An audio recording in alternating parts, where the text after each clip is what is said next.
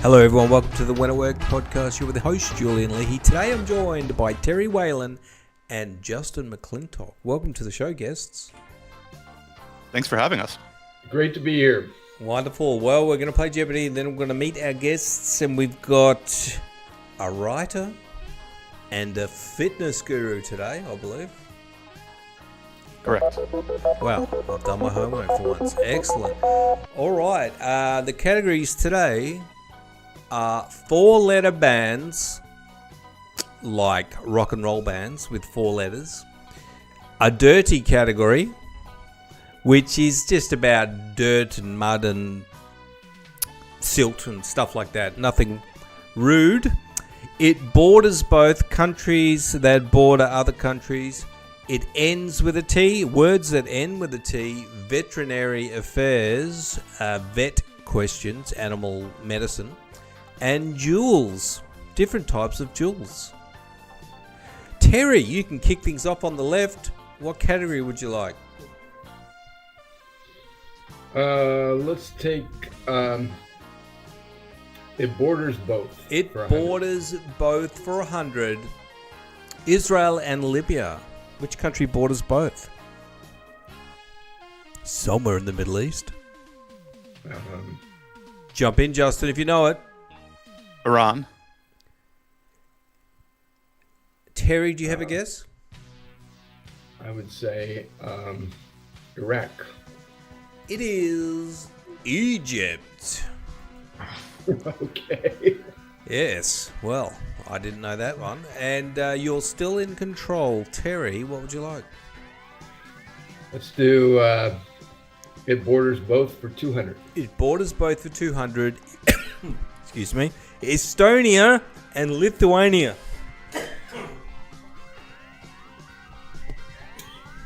Poland?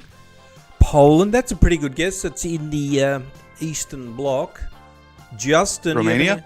Romania. We've got Poland and Romania, and it is Latvia. You guys fell asleep Latvia. in geography in high school, didn't you? I'm This just is a kidding. weak point. I don't know any of these answers at all. These are tough. You're still in control, Terry. Let's do it borders both for 300. It borders both 300. Belgium and the Czech Republic, which is now called Czechia. Belgium and the Czech Republic. What borders both? So Belgium, you've got France, Germany, Netherlands. That's the only ones I know that border Belgium. I drove through it once. I don't know. I don't Let's know say either. France. France. Let's go with France. Germany. This is a terrible category. Terry, what would you like? Let's try a dirty category for $100. Dirty Let's try category for 100. Each year at the Nickelodeon Kids' Choice Awards, this green goop is poured over a chosen celebrity. Slime. Slime is correct. Well done. Did you see the time when, I think it was Katy Perry, and they must have put way too much and they nearly killed her? That was incredible. Yeah, they like fire hosed her with it. Yeah. That was awesome. Well, you're in control now, Justin. Let's go to four-letter bands for 100, please. Four-letter bands. Was that 100? 100, please. 100. This hard rockin' band was shown without makeup on the cover of 1983's Lick It Up. Kiss. Kiss is correct. Favorite of my kids. When they were about 8 or 9, they went through a Kiss phase, each one of them, and then they realised it was terrible. Justin, what would you like? Let's stick with four-letter bands for 200, please. Four-letter bands for 200. This Aussie band had hits in the late 80s with Devil Inside and Need You Tonight. Lead singer died. In Excess? In Excess is correct. Well done. Great to see an Aussie question. Justin. Four-letter bands for 300, please. Four-letter bands for 300. This duo had a 1984 number one hit with Wake Me Up Before You Go Go. Wham. Wham with George Michael. And my dad said, Wow, that guy is good looking. About George Michael. And I said, Dad, something you want to tell me? Justin, you're in control. What would you like? 4-letter bands again for 400. 4-letter bands for 400. 2 sets of brothers were in this Whippet group, Jerry and Bob Casale and Mark and Bob Mothersbaugh. Who sung Whippet? Devo. Devo is correct. Well done, Richard. Don't worry, Terry. There's going to be something right up your alley soon. I can feel it. This was the only category that I lit up at. It's like, I think I have a chance here. You're right. You actually got them all so far. Would you like 500? Let's do it for 500, please. 500. The musical Mamma Mia features the music of this 70s pop powerhouse. ABBA. ABBA is correct. Richard has absolutely swept the 4-letter band category. What would you like next? Justin. And I'll sorry. go a dirty category for 200. That's okay. Turned you into a Richard. Dirty category for 200. Rejecting a valuable thing along with unimportant is throwing the baby out with this. Bathwater. Bathwater. Terry, well done. You're in control. Let's do a dirty category for 300. A dirty category 300. Partially melted snow or a watery mire. It's lent its name to a political fund. Slush. Slush fund is correct. Or it's a drink from 7-Eleven. Almost. Why do I want to call you Richard? I don't know. It's You Justin. look like a Richard. Can you change your name, Justin? Yes, but I don't think I can do it in the next 2 minutes. No, we'll do it after. All right, Justin, what would you like? Let's stick with a dirty category for 400, please. A dirty category, 400. Discoloration on a metal surface. A scandal can do it to your reputation. You don't want to something your reputation with a scandal.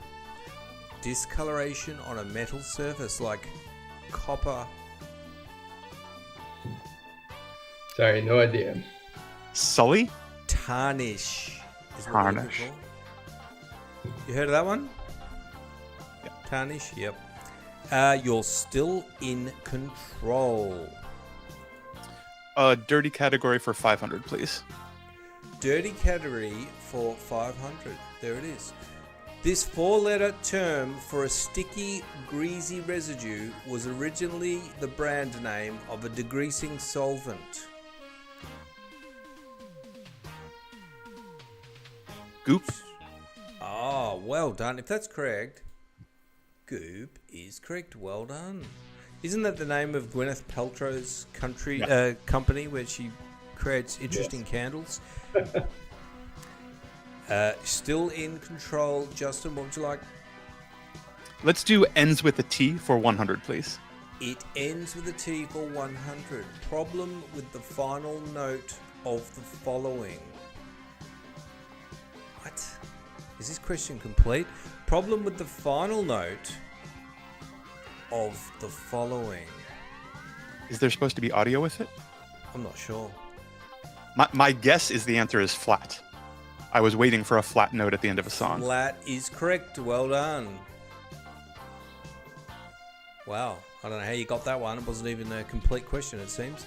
Might have been ChatGPT on the Blitz. Justin, what would you like? Let's stick with ends with a T for 200, please. Ends with a T for 200. The main force, if you can bear it, you take on most of the burden. And there's a song by the Rolling Stones. I don't want to be your something of burden. Pain? Pain. It's got to end with a T. Oh, in with a T. There's Wait. also a famous YouTuber that gives away lots of dollars and houses. Oh, yep. I said wait, but now I think the answer is beast. Wow, it is actually, I was giving you an absolute bum steer. It says brunt or weight. The main force, if you bear it, you can take on most of the bird. Well, I don't know. I was just pulling clues out of nowhere. I'm going to give it to you. It's weight. Justin, Don't worry about me. I'm on another planet. Let's stick with ends with a T for 300, please. Ends with a T for 300. Jimmy of the Clue Crew reports, it's the result I'll get working a division problem on the chalkboard, not the specific number, just the general term. What? Jimmy of the Clue Crew reports, it's the result I'll get working a division problem on the chalkboard, not the specific number, just the general term.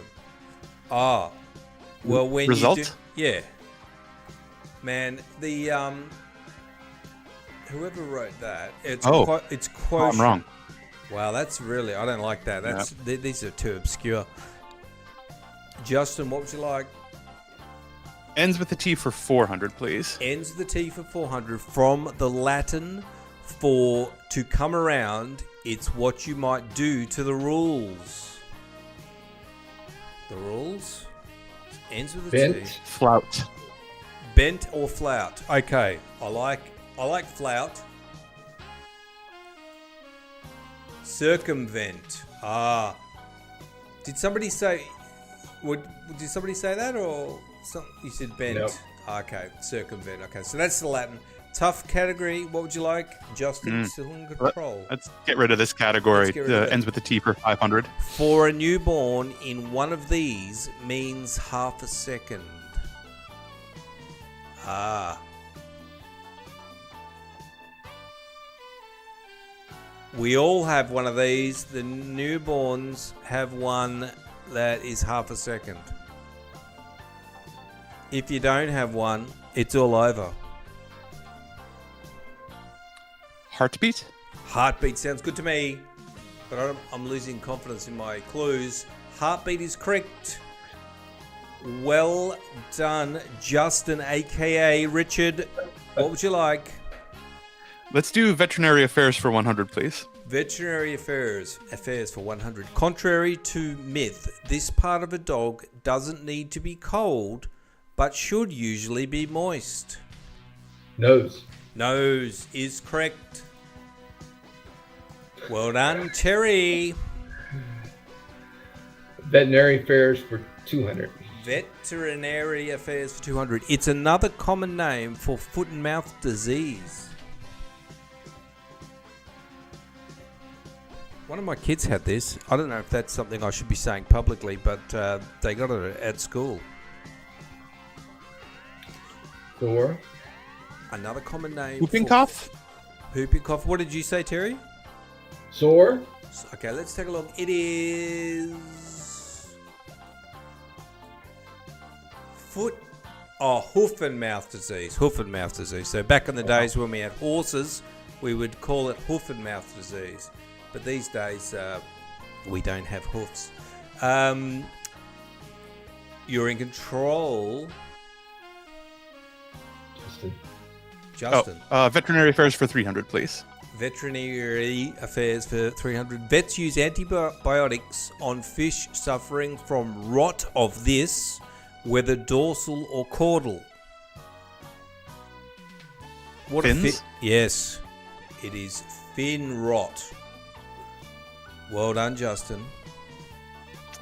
Veterinary affairs for 400, please. Veterinary affairs for 400. The Association of Avian Veterinarians say that to protect other birds, do this to a new bird for at least 6 weeks. Protect other birds when you're bringing a new bird in. We also did this in 2020 a lot. No, 2020. Quarantine. Yeah. When was COVID? 2020. Yeah, isolate, quarantine. I'm going to accept that. Well done, Justin. I want to say Richard. Veterinary affairs for 500, please. Veterinary affairs for 500. In 1987, researchers found a new virus in cats known by this 3-letter abbreviation. My cat has this. It's FIV. FIV. I thought I was going to say AIDS, which is kind of like related, but You got it. FIV, which is similar to HIV, isn't it? Yes. Was your cat a promiscuous disco person, or? Oh, I'm being He silly. was a street cat in New York, so probably. Okay. You got to do what you got to do to survive. Justin, what would you like? Let's do jewels for 100, please. Jewels for 100. The pink tartar maxima, or silver lip oyster, is the largest oyster capable of cultivating one of these. Pearl. Pearl is correct. Well done. Terry. Altel, as they call people from Terry in some parts of the world. Jewels for 200. Jewels for 200. The Aztecs showed their rank in society by wearing this bluish-green December birthstone. Turquoise? Good answer. I was going to say... Terry, have you got a guess? Topaz. Topaz. Oh, that's a good one. Let's take a look. It is turquoise. Is that what you said, Justin? Yes. Well done. I thought it was just a colour. But then again, I am an idiot. Justin, what would you like? Let's do jewels for 300, please. Jewels for 300. A variety of smoky quartz Cairngorm is a gemstone that comes from the Cairngorm Mountains of this country. Never heard of the Cairngorm Mountains. We've got to know the country. I don't even know smoky quartz Cairngorm. Cairngorm. Could it be like somewhere in Europe? Who knows? Let's say China. Let's say China. It is Scotland. Okay. Should have known it from Karen. Of course, yeah. Yeah, they sort of say that, don't they? Justin, what would you like? Oh, no, Terry, I think. Who's in control? No, you got turquoise. You're in control, Justin. Jewels for 400, please. Jewels for 400. The bulk of the world's peridot is mined from Peridot Mesa on the Apache Indian Reservation in this state. Where are the Apaches from? Arizona. Arizona. Let's take a look. It is correct. Well done, Terry.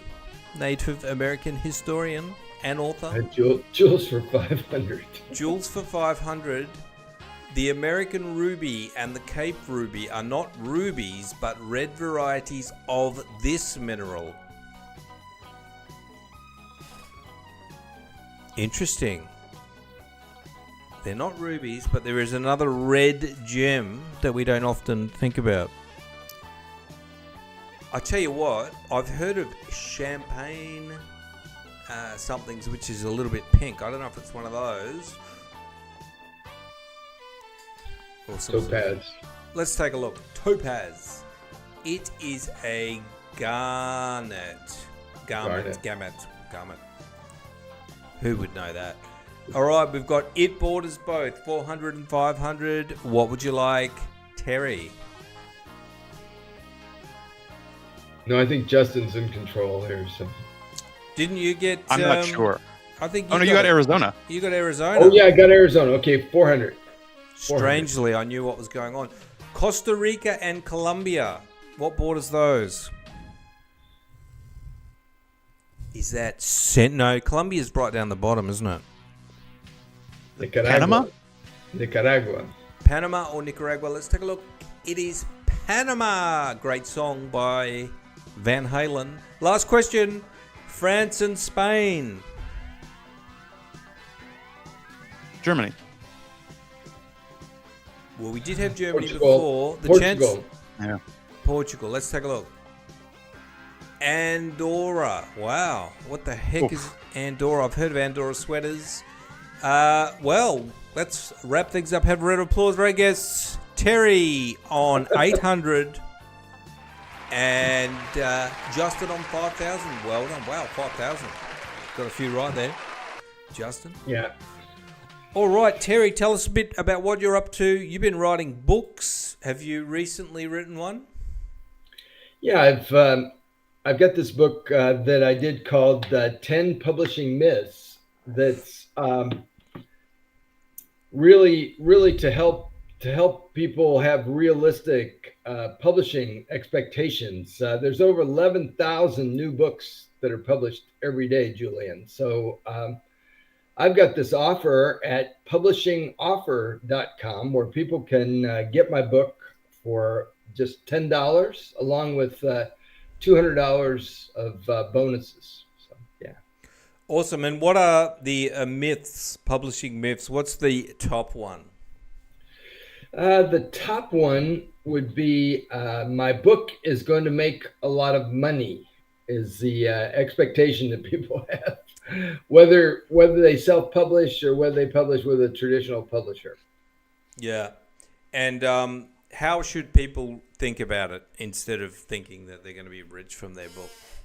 Yeah, instead, they really should be thinking about how they can benefit and help their readers and actually reach them.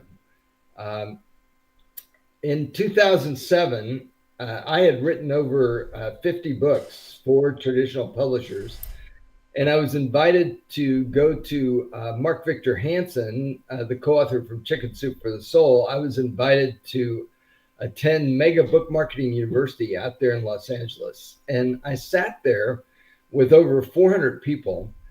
And it's almost like I woke up at that time, Justin, because I realized how little I was doing as an author to reach people and really be telling them about my book. Jack Canfield was one of the speakers, and Jack has written this book called The Success Principles. That's really about how you can do something to be successful. And the very first success principle is that I will take 100% responsibility for my own success.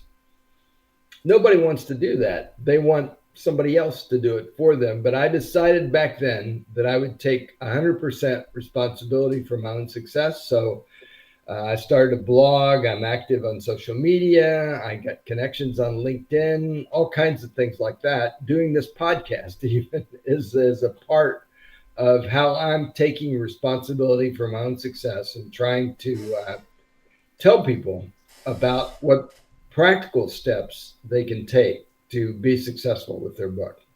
And so did you say that you kind of realized that? Was that 2007? Yeah, in 2007, yes. And what types of things have happened along the way since you've started taking responsibility for your success? Yeah, that's a great question. I started blogging, for example. I've written over 1,700 blogs. I blog every week. And so people can find me out there. I'm one of the top 27 content producers.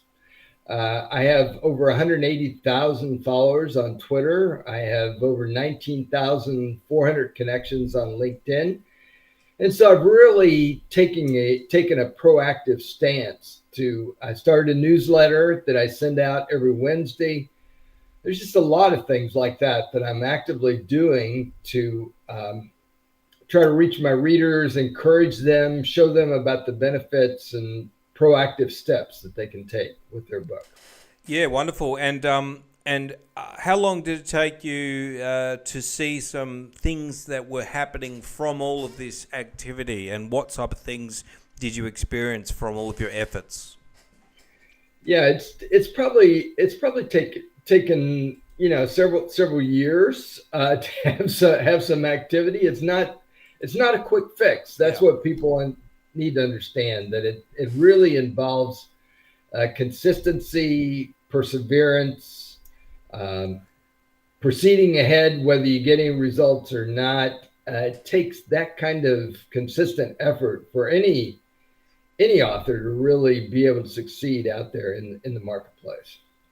And what happens if somebody gets your 10 publishing myths? What can they expect? Do you have a community as well, or?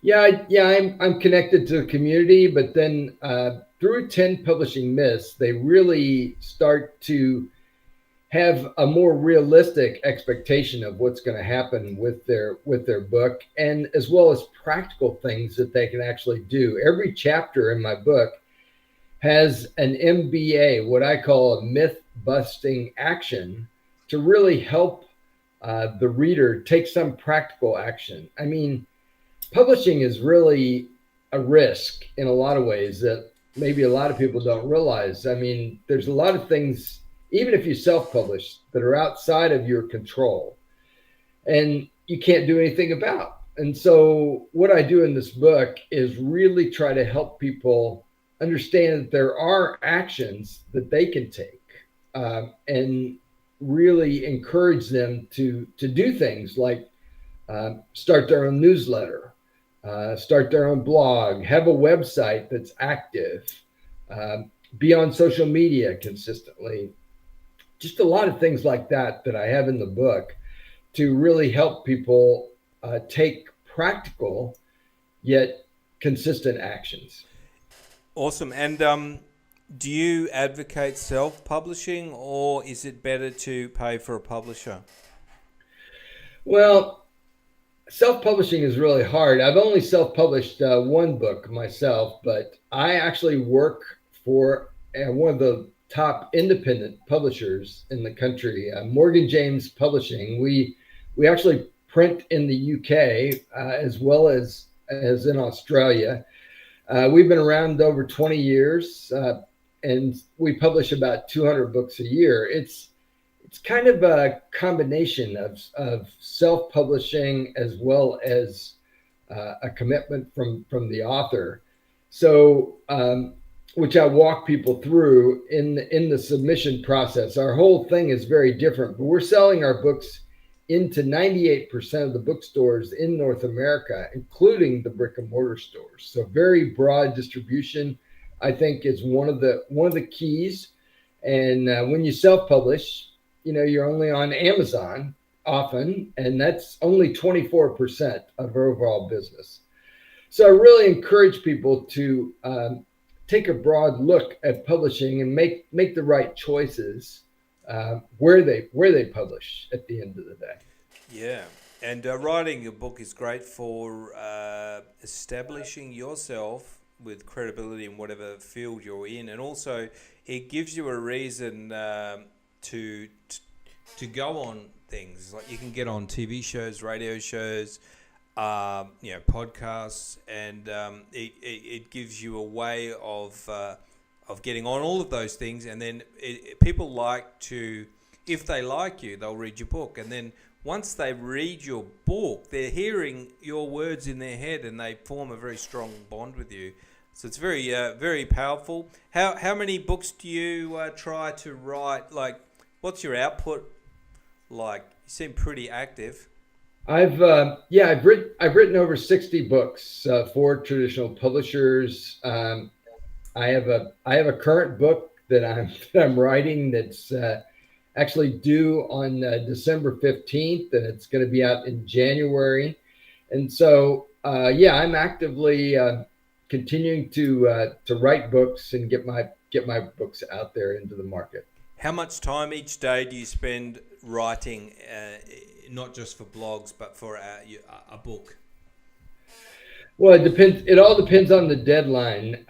In this particular deadline that I have at the moment is pretty stiff, so I'm spending several hours a day at my keyboard focused on this book and cranking out some pages. People wonder how in the world you've written over 60 books, and the answer is pretty simple. I do it one page at a time, one chapter at a time, and you just have to keep at it to get it done.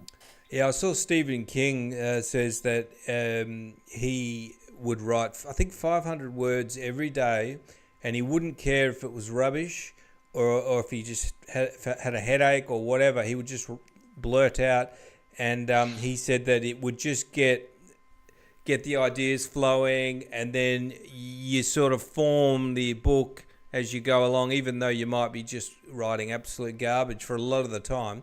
It just creates that, gets you into that flow state, which is when you really start getting somewhere with it. But yeah, you must have good. I just keep getting up off my desk and like fidgeting, checking email. I'm shocking. I don't know. Maybe I've got ADHD or something, but yeah, it takes a bit of discipline, but if people can go to the gym, they can write every day, and it's very good for you. Well, that's great. If you want to check that out, if you're interested in writing a book, a lot of benefits to doing so. You need to start somewhere. This is a good place to start. 10 publishing myths by somebody who's written a ton of books and has a ton of experience. Thank you very much for sharing that wonderful knowledge, Terry Whalin. Julian, thank you for the opportunity, and people can go to publishingoffer.com and check it all out. Yep, links in the show notes if you want to check that out, and I encourage you to do so.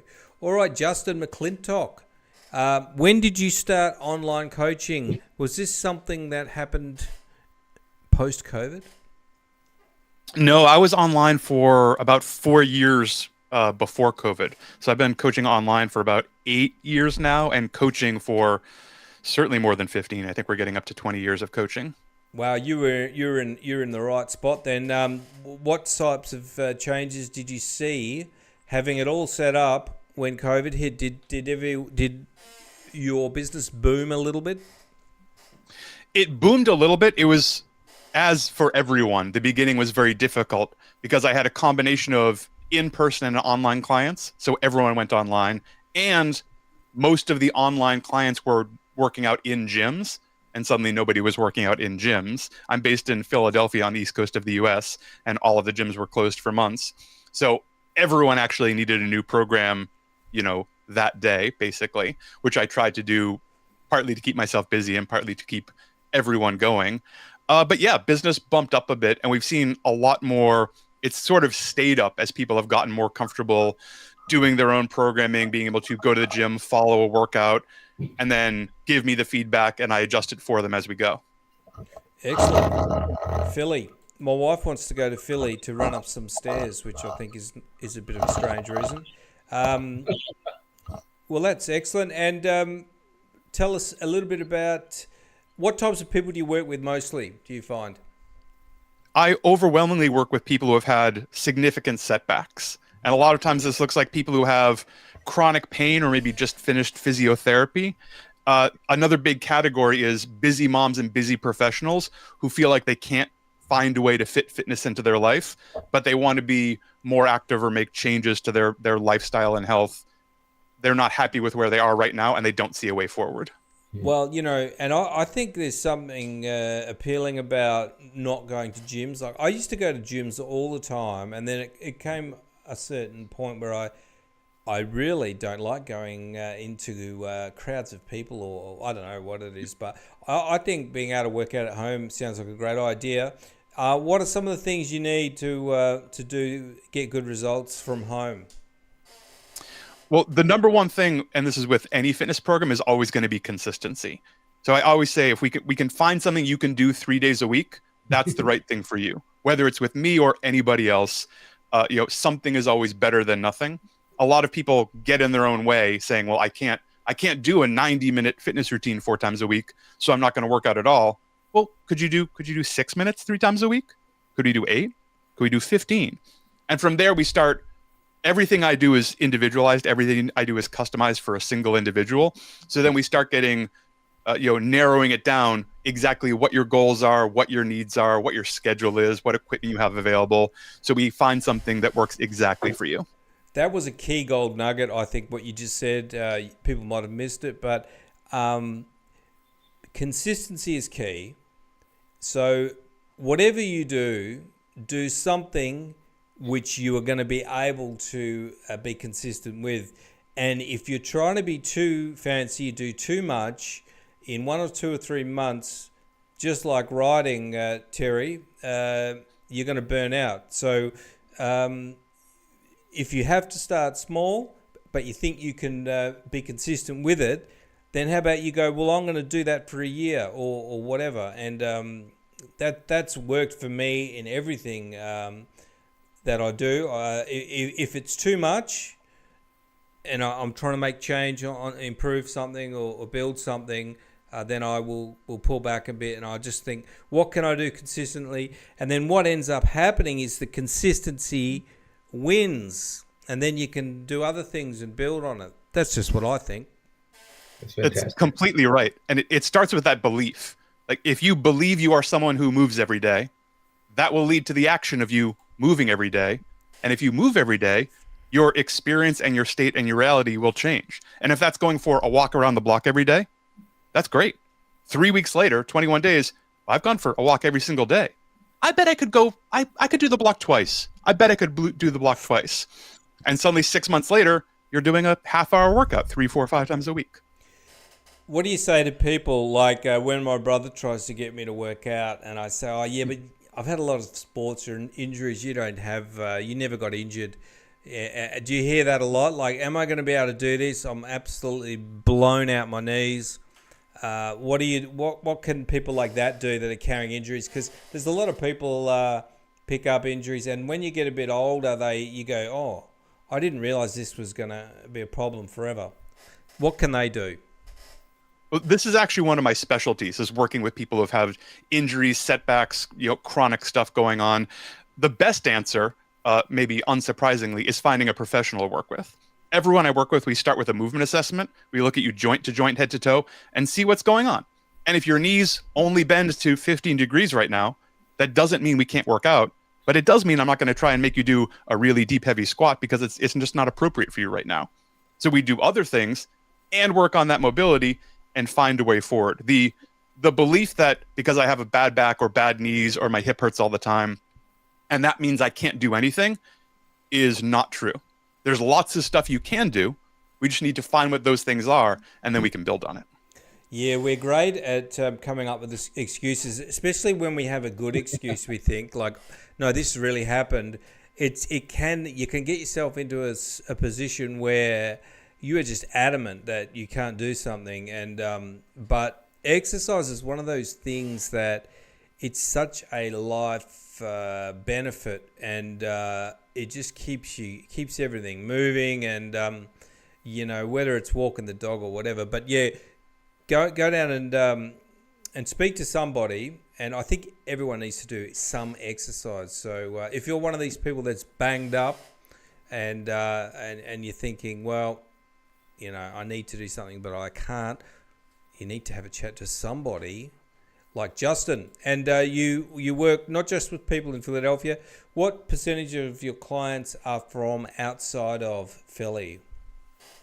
Oh, about 80%. 80%. I have clients in the US and in Europe right now. I've worked with people all around the world. Everything starts with a consult. I learn a lot about you. And one of the things I'm most proud of in my business is I refer out all the time. If I'm not a great fit to work with you, we won't work together. And I will make it my job to find someone more appropriate for you to work with. Yeah, excellent. And you're not going to get a hard sell. So what's the process involved, Justin, if somebody wants to start getting into this online fitness thing, which honestly to me sounds like a great idea, especially if you're a little bit like, going outside where people are like me. This could be an absolute, a great way to improve your life. So what do we got here?